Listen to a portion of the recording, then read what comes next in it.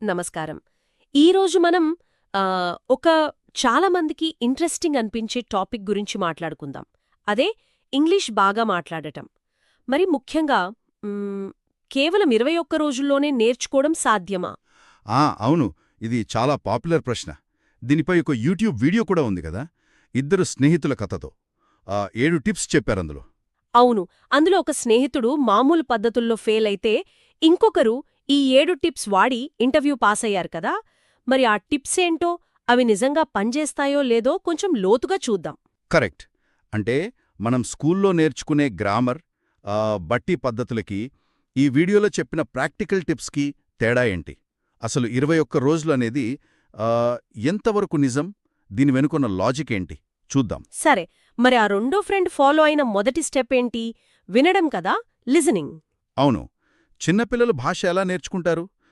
వినే కదా. అలాగే ఇంగ్లీష్ని బాగా వినాలి. సినిమాలు లేదా న్యూస్, కామెంటరీ ఏదైనా. మొదట్లో సబ్టైటిల్స్తో చూస్తే ఇంకా మంచిదేమో.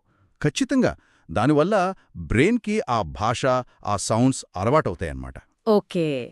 ఇక రెండోది, ఇది సింపుల్గా ఉంది. రోజుకి 10 నిమిషాలు పదాలపై దృష్టి పెట్టాలి అంటున్నారు. అవును. అంటే పెద్ద పెద్ద వాక్యాలు కాదు, జస్ట్ మన చుట్టూ ఉన్న వస్తువులు, వాటి పేర్లు ఇంగ్లీష్లో చెప్పడానికి ట్రై చేయడం. ఉదాహరణకి, ఇక్కడ టేబుల్ ఉంది, దిస్ ఈజ్ అ టేబుల్ అని, లేదా సింపుల్గా టేబుల్. అంతే. ఫ్యాన్, లైట్, బుక్ అలాగా చిన్నగా మొదలు పెట్టాలి. సరే, మూడో పద్ధతి, బిగ్గరగా చదవడం, రీడింగ్ అలౌడ్. ఏదైనా ఇంగ్లీష్ బుక్ లేదా పేపర్ తీసుకుని గట్టిగా చదవాలి. తప్పులు పోయినా పర్లేదట. ఇది చాలా ముఖ్యం. ఎందుకంటే చూడండి, కళ్ళు చూస్తున్నాయి, నోరు పలుకుతోంది, చెవులు వింటున్నాయి. అంటే ఎక్కువ సెన్సెస్, ఇంద్రియాలు ఇన్వాల్వ్ అవుతున్నాయి. దానివల్ల బ్రెయిన్ త్వరగా గ్రహిస్తుంది అంటారు. కరెక్ట్. ఈ మొదటి 3 టిప్స్ చూస్తే ఇవి గ్రామర్ రూల్స్ మీద కాకుండా భాషతో ఎక్స్పోజర్ పెంచుతున్నాయి. వినడం, పదాలు గుర్తించడం, పలకడం, ఇదంతా ఒక రకంగా సహజమైన పద్ధతి. ఆత్మవిశ్వాసం కూడా కొంచెం పెరుగుతుంది. అవును. రూల్స్ కంటే ముందు భాషతో పరిచయం అన్నమాట. సరే, నాలుగోది పిక్చర్ మెథడ్ అంటున్నారు. అవును. అంటే ఏదైనా ఒక ఫోటో తీసుకోవడం, అందులో ఏమేం కనిపిస్తున్నాయో సింపుల్ ఇంగ్లీష్ సెంటెన్సుల్లో చెప్పడానికి ట్రై చేయడం. A boy is playing, the sky is blue లాంటివా? అంతే. అలాగా రాత్రి పడుకునే ముందు ఆ రోజు ఏం జరిగిందో ఇంగ్లీష్లో మననం చేసుకోవడం కూడా ఇందులోనే వస్తుంది. ఓ, ఇది ఇంట్రెస్టింగ్. అంటే ఆలోచనల్ని కూడా ఇంగ్లీష్లోకి మార్చుకోవడం అనమాట. ఎగ్జాక్ట్లీ. ఐదోది కొంచెం వింతగా అనిపించింది నాకు. పెన్ లేదా పెన్సిల్ రెక్కట. అవును. అంటే పెన్నని పళ్ల మధ్య పెట్టుకుని ఏ, ఈ, ఐ, ఓ, యు లాంటి అచ్చులు పలకాలి. దీనివల్ల ఉచ్చారణ క్లియర్గా వస్తుందా? నాలుకకి, దవడ కండరాలకి మంచి ఎక్సర్సైజ్ లాంటిదన్నమాట. ఇంగ్లీష్ శబ్దాలు పలకడానికి హెల్ప్ అవుతుంది. యాక్టర్స్ కూడా వాడతారట ఇది. Okay okay. ఆరో పద్ధతి, ఇది చాలా మందికి తెలిసిందేమో, అద్దం ముందు మాట్లాడటం, మిర్రర్ మెథడ్. అవును. అద్దం ముందు చూసుకుంటూ ఇంగ్లీష్లో మాట్లాడటం. అప్పుడు మన బాడీ లాంగ్వేజ్ అంటే ముఖ కవళికలు, చేతుల కదలికలు ఎలా ఉన్నాయో మనకే తెలుస్తుంది. అంటే ఇది కేవలం మాట్లాడటం నేర్చుకోవడమే కాదు, ప్రెజెంటేషన్ స్కిల్స్ కూడా ఇంప్రూవ్ చేస్తుంది గదా. ఖచ్చితంగా. ఈ చివరి 3 పద్ధతులు చూడండి, picture method, pencil trick, mirror method. ఇవి కేవలం భాష నేర్పడమే కాదు, కమ్యూనికేషన్ స్కిల్స్ని కూడా మెరుగుపరుస్తున్నాయి. క్లియర్గా మాట్లాడటం, ఎక్స్ప్రెస్ చేయడం, కాన్ఫిడెంట్గా కనిపించడం. నిజమే. ప్రాక్టీస్తో పాటు కాన్ఫిడెన్స్ కూడా పెరుగుతుంది.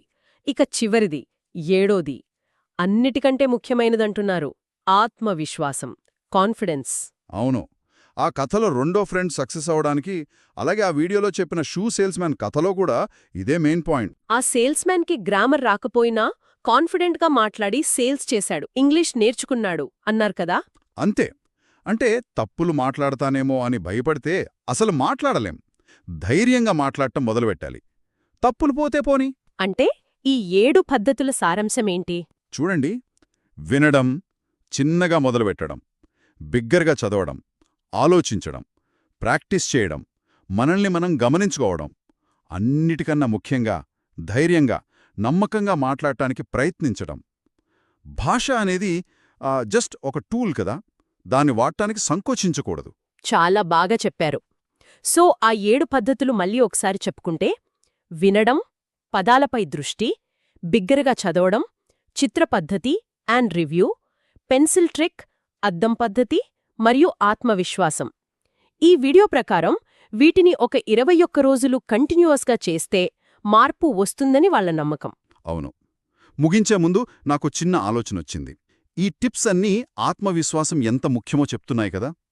మరి మనం భాష నేర్చుకునేటప్పుడు చేసే తప్పులు అవి ఫెయిల్యూర్సా? మంచి ప్రశ్న. లేక నేర్చుకునే ప్రాసెస్లో అవి ఒక భాగమా?